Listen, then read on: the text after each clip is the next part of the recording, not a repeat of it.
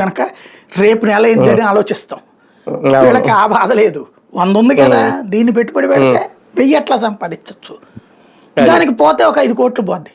మనం ఒక 500 రూపాయలు పోతే వామ్మో అని ఆలోచిస్తాం. వీళ్ళకి అట్టంటే భయాలు ఏముండవు అనమాట. ఆ కాన్సెప్ట్తో నడిచేటటువంటి వాళ్ళు ఉంటారు. ఇతన్ని చూస్తే అట్లా అనిపిస్తుంది. ఎందుకంటే ఇప్పుడు మన రాష్ట్రం మీకు తెలుసు, ఇదివరకటి రోజుల్లో మీడియాలో ఒక ఇష్యూ వచ్చిందంటే అన్ని కోణాలు రాసేవాళ్ళు.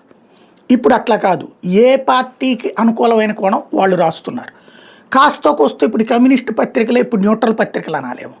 ఇప్పుడు వెంకటేష్ నాయుడు తెలుగుదేశం మనిషి అని నేనేమో సాక్షి రాసుకొస్తే తెలుగుదేశము, బీజేపీ, జనసేన నాయకులతో ఫోటోలు ఉన్నాయి. అతను వెంకటేష్ నాయుడు అది సాక్షి వాళ్ళు ప్రొజెక్ట్ చేస్తున్నారు, లేదా వైసీపీ ప్రొజెక్ట్ చేస్తుంది. అదే సందర్భంలో ఇతను వచ్చాడు, వీళ్ళేమో ఈనాడు ఆంధ్రజ్యోతినేమో ఇటుకి వీళ్ళ జగన్ ఇంట్లోకి డైరెక్ట్గా వెళ్ళిపోతాడు అనేటటువంటిది వీళ్ళు రాసుకొస్తున్నారు. ఇద్దరూ కూడా ఒకవైపు కోణాన్నే చూపెడుతున్నారు. ఇప్పుడు ఇతను ఒక విమానంలో వెళ్ళిన విజువల్స్, అందులో తమన్నా ఉన్న విజువల్స్ పెట్టుకొచ్చారు. తమన్నా ఏమైనా మాట్లాడిందా? ఎవరైనా అడిగారా? ప్రెస్ లేదు. ఈ ప్రజాశక్తి వాళ్ళు దాన్ని టచ్ చేశారు. ఆ వెంకటేష్ నాయుడు తమన్నా ఉన్న ఫ్లైట్ సీఎం రమేష్ వాళ్ళదని, వాళ్ళది ఫ్లైట్స్కి సంబంధించిన సర్వీసెస్ ఉన్నాయి కదా, ప్రైవేటు ఇవి ఏర్పాటు చేస్తారు వాళ్ళు, జెట్.